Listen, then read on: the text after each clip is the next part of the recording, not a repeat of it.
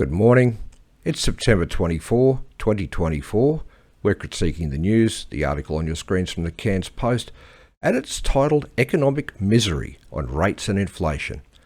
Let's quote, Australians are living through the longest period of economic misery in more than a decade due to inflation and high interest rates, with those on low or fixed incomes the hardest hit.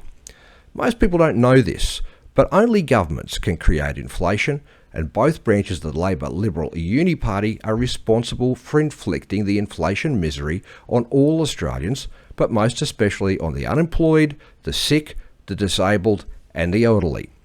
The foreign billionaires, who are the only demographic that the Uni Party serves, are richer and happier than ever, and part of their increased wealth has been taken from Australians by force of law and handed to them by the Uni Party.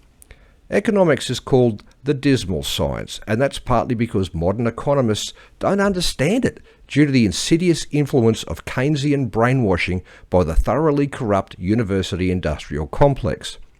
That's highlighted by an economist quoted in the article who said, quote, "The federal government and the RBA are trying to address these challenges, although their tools for doing so are not without risks. In fact, the RBA is unnecessary to the functioning of the economy.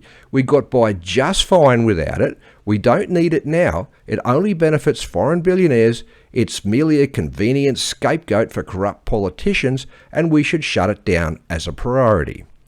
The federal government most definitely has the tools to rapidly return us to prosperity and even accelerate us into a level of wealth we've never known before by simply rejecting the foreign influences and directives and the illogical anti-scientific scare stories they're based on, deleting vast swathes of regulations, slashing the bureaucracy and taxes, and getting the heck out of our way so we can get on with creating the future we deserve.